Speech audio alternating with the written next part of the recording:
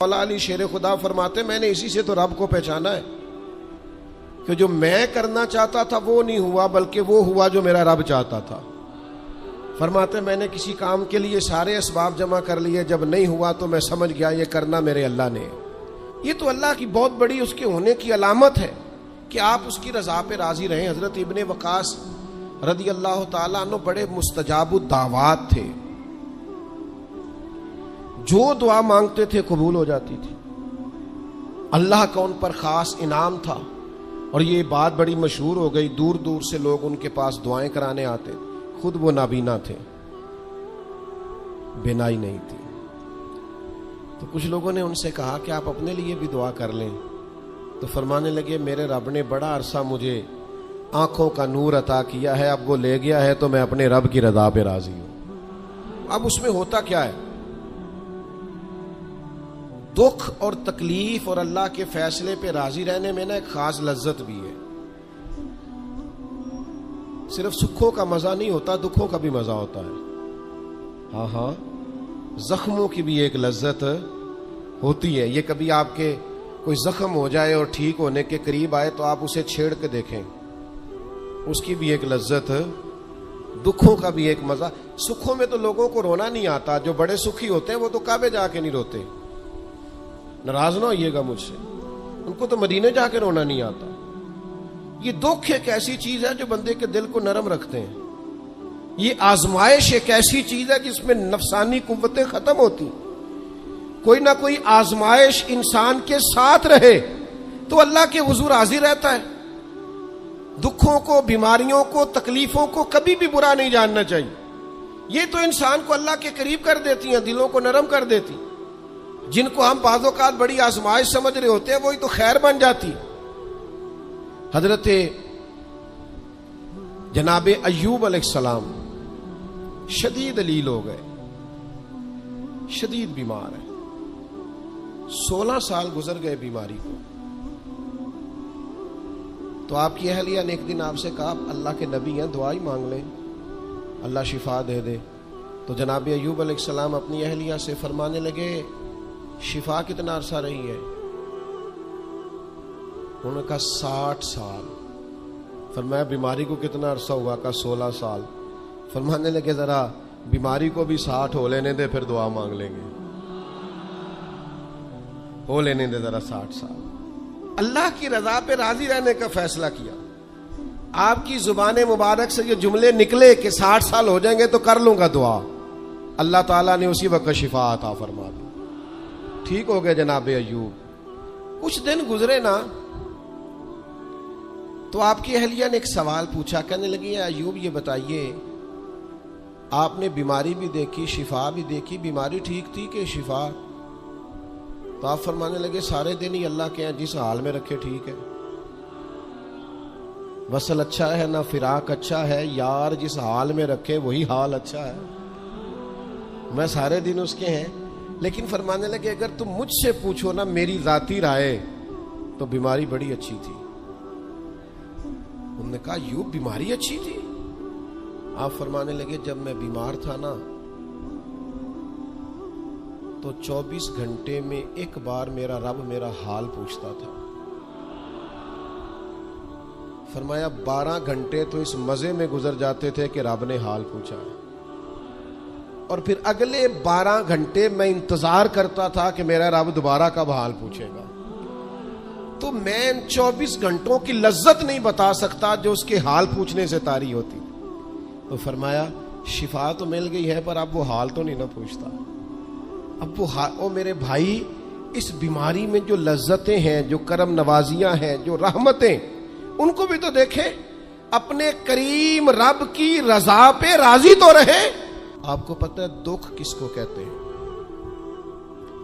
دکھ کی تعریف درویش یہ کرتے ہیں کہ ہماری مرضی اور ہے اور رب کا ارادہ کرم اور ہے، اس کا نام دکھ ہے۔ سکھ کیا ہے کہ ہماری بھی وہی مرضی ہے جو ہمارے رب کی مرضی ہے۔ اگر مالک کریم کا ارادہ کرم یہ ہے کہ لاکھوں کروڑوں مل جائیں تو الحمدللہ، اور اگر اس کا ارادہ کرم یہ ہے کہ ایک وقت روٹی ملے ایک وقت فاقہ ہو تو الحمدللہ۔ اللہ کے فیصلوں پر راضی رہنا۔ ڈھیر سارے لوگ دنیا میں ملتے ہیں جو کہتے ہیں جی مجھے یہ پریشانی ہے، میں سب طبیبوں حکیموں کے پاس گیا، پھر میں آستانوں درباروں مزاروں پہ بھی حاضر ہوا، اس کے بعد میں نے بڑے بڑے دانشوروں سے مشاورت کی، لیکن میرا یہ مسئلہ حل نہیں ہوتا۔ تو کیا ہوتا ہے پھر وہ انزائٹی کا، ڈپریشن کا، ٹینشن کا، ذہنی تناؤ کا شکار ہونے لگتے ہیں۔ یاد رکھیے گا کہ اگر سارے ڈاکٹروں طبیبوں حکیموں دعاؤں التجاؤں کے بعد بھی مسئلہ حل نہیں نہ ہو رہا تو پھر معنی یہ ہے کہ رب کی رضا یہی ہے کہ جو کرم سے اس نے فیصلہ کر دیا ہم بھی اس فیصلے پہ راضی ہو جائیں۔ بے چینی اور اضطراب یہ ہے کہ اللہ کا فیصلہ کچھ اور ہے اور ہماری جدوجہد کچھ اور ہے، اس سے ذہنی اضطراب اور تناؤ پیدا ہوتا ہے، اس سے طبیعتیں بے چین اور بے قرار ہوتی۔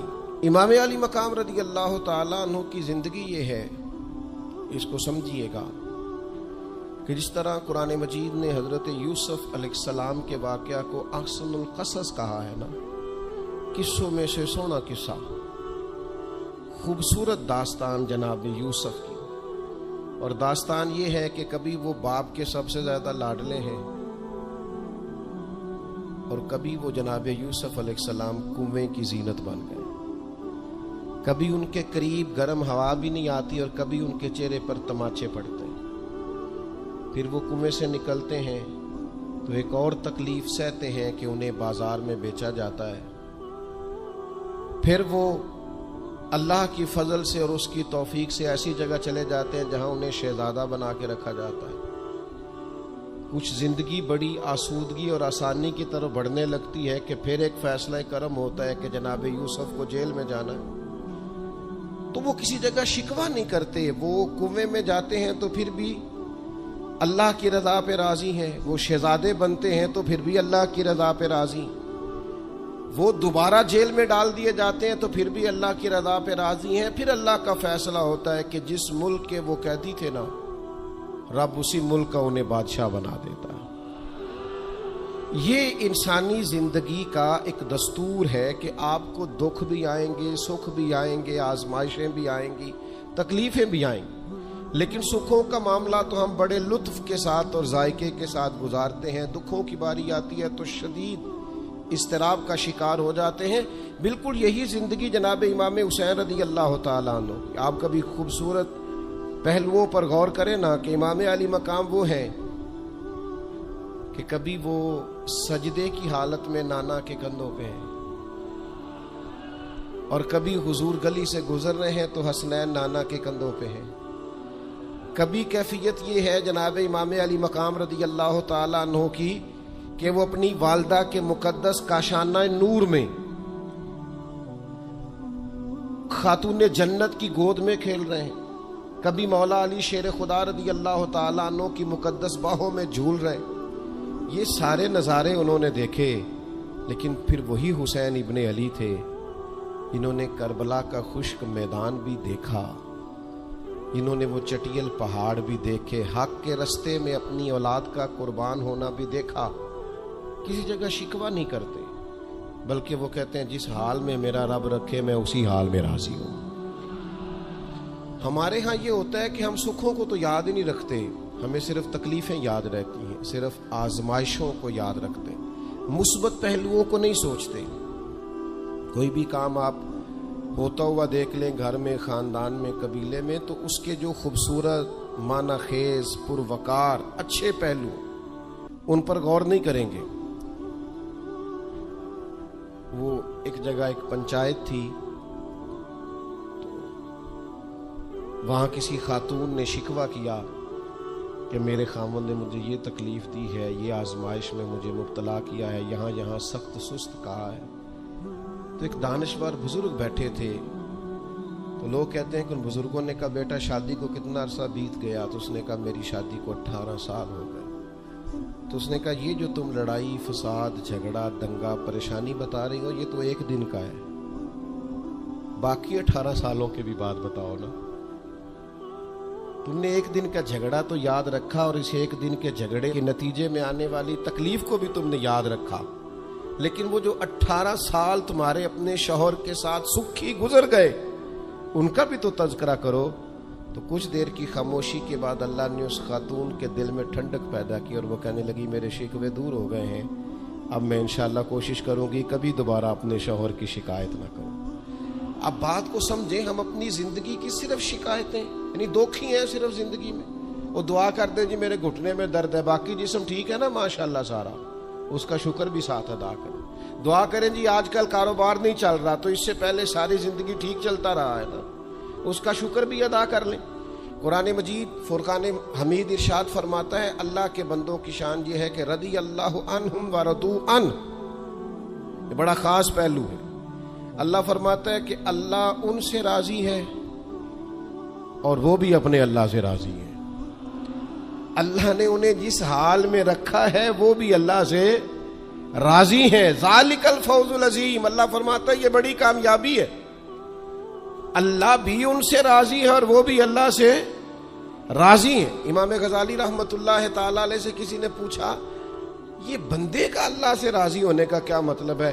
تو امام صاحب فرمانے لگے رب تو کریم ہی بڑا ہے، یتیم کے سر پہ ہاتھ پھیر دو راضی ہو جاتا ہے، وہ طوائف کتے کو پانی پلا دے تو مالک راضی ہو جاتا ہے، وہ تو مہربانی بڑا ہے، تم نے رو کے 2 آنسو بہا دیے وہ راضی ہو جاتا ہے۔ فرماتے بندے کا مسئلہ ہے، مسئلہ تو بندے کا ہے، یہ راضی ہوتا ہی نہیں، یہ ہر وقت شکوے کرتا ہے، ہر وقت شکایات کرتا ہے، ہر وقت اس کا ذہن الجھا رہتا ہے، ہر وقت کوئی نہ کوئی نئی چیز کا مطالبہ کرتا ہے۔ نبی رحمت نور مجسم شفیع معظم صلی اللہ تعالی علیہ وسلم ارشاد فرماتے ہیں تم نہ اللہ کے دیے ہوئے تھوڑے رزق سے راضی ہو جاؤ، وہ بھی تمہاری تھوڑی عبادت سے راضی ہو جائے گا۔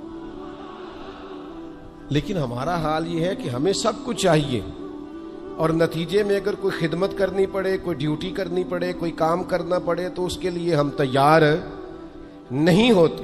عزیز بھائیوں سمجھیے گا، غور فرمائیے گا، توجہ کیجیے گا اس بات پر کہ ہمیں ہر حال میں اپنے رب سے راضی رہنا۔ آزمائش آ جاتی ہے، دکھ آ جاتے ہیں، محنت پوری کریں، جدوجہد پوری کریں، جو کام آپ کرنے جا رہے ہیں اس کے لیے جتنے ضروری اسباب ہیں وہ جمع سارے کریں، لیکن نتیجہ اللہ پہ چھوڑ دیں، رزلٹ اپنی مرضی کا نہ مانگیں۔ یہ عقیدہ توحید یہ ہے کہ نتیجہ جو رب ہمارے لیے نکالے وہ نتیجہ ہمیں قبول ہونا چاہیے۔ درویش نے ایک جملے میں بات ختم کر دی، وہ کہتے ہیں دکھ قبول محمد بخشا، بس راضی رہن پیارے۔ اگر پیارے راضی ہیں دکھ دینے میں تو پھر ہمیں یہ دکھ قبول ہے اور کئی دفعہ قبول ہے۔ تو اپنی طبیعت کے اندر یہ مقام تسلیم و رضا لائیں، ہر وقت اپنے رب سے راضی رہے۔ صحیح مسلم شریف میں حضرت عمر فاروق رضی اللہ تعالیٰ عنہ کا ایک جملہ بڑا خوبصورت ہے اور حضور اس کو سن کے بڑے راضی ہوئے، صحیح مسلم میں موجود ہے۔ حضرت عمر نے ایک موقع پر جب سرور کائنات علیہ السلام کو تھوڑا ناراض دیکھا، حضور کے چہرے پر کچھ آثار ناراضگی دیکھے، تو جناب عمر نے ایک جملہ کہا تھا جو بڑا حسین ہے اور کتب احادیث میں چمکتا ہے۔ حضرت عمر نے وہ بات کہی تو حضور کی ناراضگی خوشی میں بدل گئی۔ نبی پاک علیہ السلام کے چہرے پر جو آثار ناراضگی تھے وہ خوشی کے تصورات میں بدل گئے۔ حضرت عمر عرض کرنے لگے رضیت باللہ ربا وبالاسلام دینا وبسیدنا ومولانا محمد نبیا ورسولا۔ حضرت عمر نے حضور کو ناراض دیکھا تو کہنے لگے یا رسول اللہ، ہم اللہ کے رب ہونے پہ راضی ہیں، اسلام کے دین ہونے پہ راضی ہیں، اور اللہ نے آپ کو ہمارا نبی اور رسول بنایا، ہم اس بات پر بڑے راضی ہیں۔ ہم راضی ہیں کہ اللہ ہمارا رب ہے، اسلام ہمارا دین ہے، اور محمد صلی اللہ علیہ وسلم ہمارے نبی اور رسول ہیں، بڑے راضی ہیں۔ بس یہ رضا والا جملہ کہا تو اللہ کے رسول خوش ہو گئے۔ تو اللہ سے راضی رہیں، آپ کے تصورات میں شکوے پیدا نہ ہو، شکایتیں نہ ہو، الجھے نہیں۔ اور بہت سارے لوگ ایسے ہیں جن کا خیال ہے میری بڑی شان ہے تو میرے اوپر مشکلات کیوں آتی ہیں۔ دوست اکثر کہتے ہیں جی میں صدقہ بھی دیتا ہوں، نمازیں بھی پڑھتا ہوں، دل کسی کا نہ دکھے اس کے لیے بھی پوری کوشش کرتا ہوں. میرا زندگی کا مزاج یہ ہے کہ میں کوشش کرتا ہوں کہ کسی کو میرے لہجے سے انداز سے اٹھنے بیٹھنے سے اذیت نہ پہنچے, لیکن پھر بھی مجھے مصائب آتے ہیں. ہم انہیں کہتے ہیں آپ عبادت کریں, مہربانی فرمائیں, تجارت تو نہ کریں. آپ کی رائے یہ ہے کہ میں نے صدقہ دے دیا مصیبت کوئی نہ آئے, میں نے نماز پڑھ لی مشقت کوئی نہ آئے. تو قانون قدرت یہ ہے کہ حضور علیہ الصلوۃ والسلام فرماتے ہیں سب سے زیادہ تکلیفیں آتی انبیاء پہ ہیں, اور حضور فرماتے ہیں میں اللہ کا لاڈلا محبوب ہوں, میرے اوپر سب سے زیادہ تکلیفیں آئیں. یہ آپ اللہ کی رضا پہ راضی رہ کے تو دیکھیں, آپ کے مزاج میں کمال بردباری پیدا ہو جائے, ایک ٹھہراؤ آئے. یہ دوست انتظامات کر رہے ہوتے ہیں نا پروگراموں کے, اجتماعات کے, محافل کے, تو میں ایک ہی بات سب سے کرتا ہوں, میں کہتا ہوں آپ نے نا بردبار رہنا ہے, آپ نے تحمل سے رہنا ہے. ہم دیہاتی لوگ ہیں تو ہمارے ہاں شادیاں ہوتی تھیں نا, تو شادیوں پہ رشتہ دار اکٹھے ہوتے تھے, تو صرف یہ فکر نہیں ہوتی تھی کہ کھانا پورا ہو جائے, صرف اتنی فکر نہیں ہوتی تھی کہ ان کے سونے کا انتظام ہو جائے. ایک فکر اور بھی ہوتی تھی کہ بندے بڑے اکٹھے ہوئے ہیں, سارے برادری اکٹھی ہوئی ہے, کتے لڑ نہ پائیں آپس میں. ہمارے ہاں نا چڑھانے والے زیادہ خطرناک نہیں ہوتے, چڑھنے والے زیادہ خطرناک ہوتے ہیں. جو ذرا سی بات پہ غصے میں آ جائیں, ذرا سی بات پہ چڑھ جائیں, کہیں سکون ہی نہیں, ٹھہراؤ ہی نہیں زندگی میں. اللہ کی رضا پہ راضی رہے. میرے رب نے جہاں مجھے رکھا ہے سب سے زیادہ باکمال رکھا ہے. جہاں میں ہوں خدا جانے بلندی ہے کہ پستی, پر جہاں میں ہوں وہاں کوئی نہیں ہے. آپ اپنے رب کی رضا پہ راضی رہیں کہ میری جہاں ڈیوٹی ہے, کیا ہی بات ہے, میری جہاں ڈیوٹی. حضرت صدیق اکبر کو امیر المومنین بنایا گیا, لیکن جناب بلال حبشی کے پاس مدینے والے محبوب کے مہمانوں کی ذمہ داریاں تھیں, مسجد نبوی کی کنجیاں تھیں. کمال ان کا بھی بڑا ہے اور کمال بلال حبشی کا بھی بڑا ہے, حالانکہ وہ تو مسجد میں جھاڑو دیتے تھے, خدمت کرتے تھے. تو آپ اللہ کی رضا پہ راضی رہیں. جہاں رب نے آپ کو رکھا ہے, جس مقام پہ رکھا ہے, وہاں آپ راضی رہیں. آپ کو اطمینان محسوس ہوگا, آپ سکون میں آ جائیں, دل میں ٹھنڈک محسوس کریں گے, پریشانیوں سے نکلیں گے. یہ حدیث دیکھیے امام غزالی نے لکھی ہے, نبی پاک صلی اللہ تعالی علیہ وسلم کے پاس نا صحابہ کی ایک جماعت آئی. انہوں نے عرض کی یا رسول اللہ صلی اللہ علیہ وسلم ہم ایماندار ہیں. تو حضور نے فرمایا تمہارے ایمان کی نشانی کیا ہے, تم صاحب ایمان ہو تو دلیل کیا ہے. انہوں نے عرض کی یا رسول اللہ, یہ ذرا دلیل سننا. عرض کرنے لگے یا رسول اللہ مصیبت آئے تو صبر کرتے ہیں, نعمت ملے تو شکر کرتے ہیں, اور یا رسول اللہ رب جو فیصلے کر دے ہم اس پر راضی رہتے ہیں. حضور فرمانے لگے کعبے کے رب کی قسم تو واقعی ایماندار لوگ ہو. اگر تم اللہ کے فیصلوں پہ راضی ہو, اگر تم نعمتوں پہ شاکر ہو, مصائب پر صابر ہو, تو تم واقعی مومن ہو. تو یہ یاد رکھیں اچھی طریقے سے کہ ہمیشہ اپنے آپ کو اپنے رب کے فیصلوں پہ راضی رکھیں. ہمیشہ کوشش کریں کہ مقدر سے شکوہ نہ کریں, تقدیر سے شکایت نہ کریں. جو ہمیں نہیں ملا اس کے بارے میں اپنی طبیعت کے اندر تڑپ اور طلب نہ پیدا کریں. بس جو فیصلہ رب نے کر دیا اس فیصلے پر ہمیشہ راضی رہیں. یہ کر کے دیکھیں.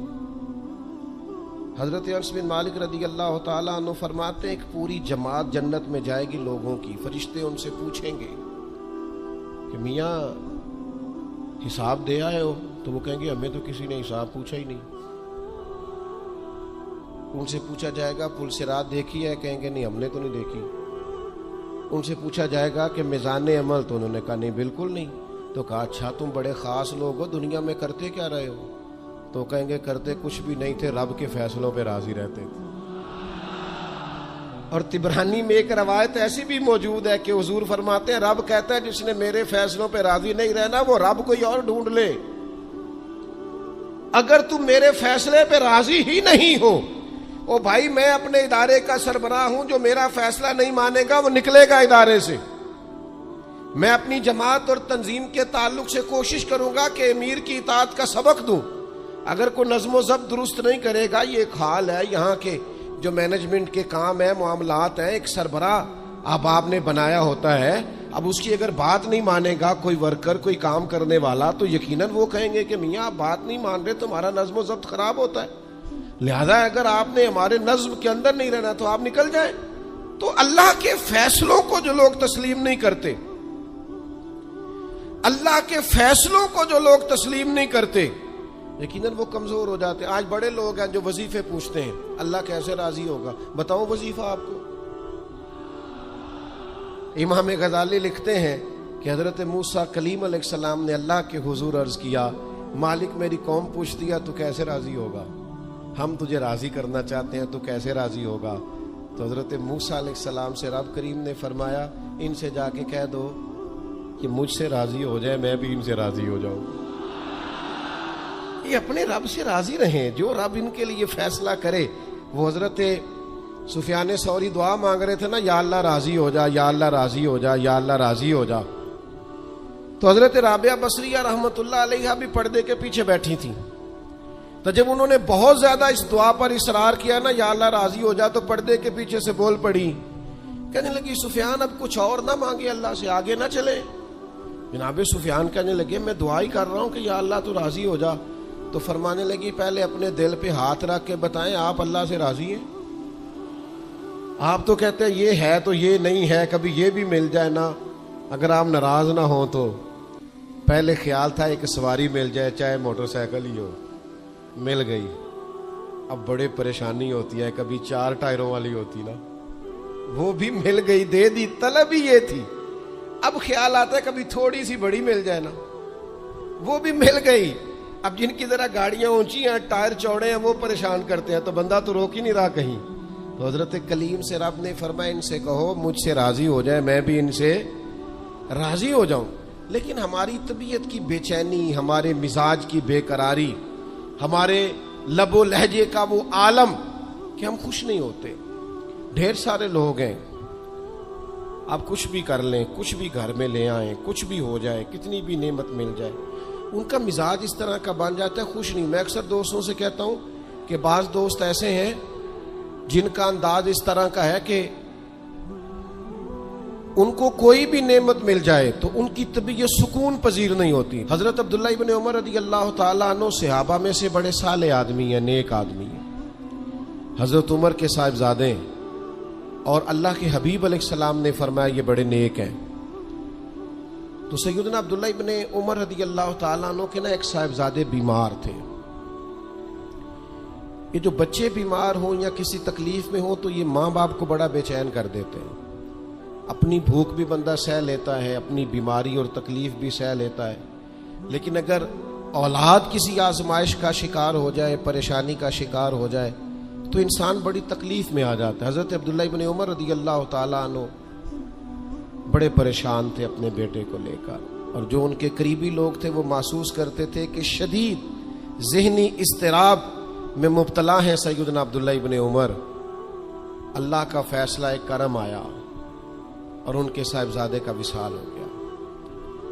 جب ان کے صاحبزادے وصال کر گئے نا تو ظاہر ہے کہ بیماری سے بڑا غم تو صاحبزادے کا انتقال کر جانا ہے. تو جنازے کے لیے جو لوگ آئے اور اس کے بعد جو تعزیت کے لیے لوگ آئے وہ کہتے ہیں ہم نے جناب عبداللہ ابن عمر کو بڑا مطمئن دیکھا.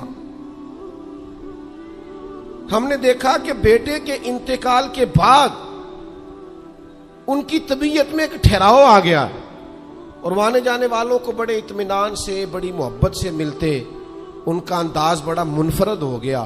ایک صاحب نے پوچھ ہی لیا کہ جناب آپ پہلے بڑے بے چین تھے، اب آپ کی طبیعت میں بڑا ٹھہراؤ آ گیا، وجہ کیا ہے؟ تو حضرت عبداللہ ابن عمر فرمانے لگے جب تک وہ بیمار تھا میری ذمہ داری تھا اور میں بے چین تھا. فرمایا میرے رب کا فیصلہ کرم آ گیا ہے اور وہ میرے رب کے حضور حاضر ہو گیا ہے. گویا اب جس بارگاہ میں گیا ہے وہاں رحمت ہی رحمت ملے گی، وہاں کرم ہی کرم ملے گا. اب میں مطمئن ہو گیا ہوں کہ اللہ کی رحمتیں قبر میں اس کا استقبال کریں گی. جب تک میری ڈیوٹی تھی تو میں پریشان تھا، بے چین تھا، بے قرار تھا. اب تو حاضر بارگاہ ہو گیا اور میں اپنے رب کی رضا پہ راضی ہوں. جب تک اللہ نے چاہا بیٹا میرے پاس رہا, اور جب اللہ نے چاہا اللہ نے اسے اپنی بارگاہ میں بلا لیا. میرے بھائیو یاد رکھیے گا, ہمیشہ اس بات کو اپنے ذہن میں بٹھائیے گا کہ زندگی کے اندر کبھی بھی اللہ کے فیصلوں پر شکوہ کرنا اور اللہ کے فیصلوں پر اظہار ناراضگی کرنا معاذ اللہ, اس سے اپنے دامن کو ہمیشہ بچا کے رکھیں اور پناہ میں رکھیں اپنے دامن کو کہ کبھی بھی انسان اس طرح کا نہ ہو جائے. میں دیکھتا ہوں شدید بے چینی یہ ہمارے ماحول میں, اللہ تعالیٰ معاف فرمائے, جو لوگوں سے شدید ایک دوسرے سے ہماری طبیعتیں کھنچ جاتی ہیں اور تناؤ اور کھچاؤ پیدا ہو جاتا ہے, اور پھر لوگ ڈپریشن میں چلے جاتے ہیں. حتیٰ کہ بعض لوگ معاذ اللہ انتہائی قدم اٹھاتے ہیں, خودکشی کی طرف بڑھ جاتے ہیں. اور بڑے بڑے پڑھے لکھے لوگوں کا ہم ایسا رجحان دیکھتے ہیں کہ وہ عجیب پریشانی کن گفتگو کرتے ہیں, بس اس کا ارادہ تھا ملک سے باہر جانے کا اور وہ حالات سازگار نہیں ہوئے, کسی وجہ سے نہیں جا سکا. تو بھائی سارے لوگ نہیں جا پاتے. آپ ڈھیر سارے لوگوں سے پوچھ لیجئے گا کہ وہ زندگی میں کچھ اور کرنا چاہتے تھے لیکن اللہ کا ارادہ کرم ان کے لیے کچھ اور تھا. اور یہ ایک ایسی اللہ کی توحید کی علامت ہے کہ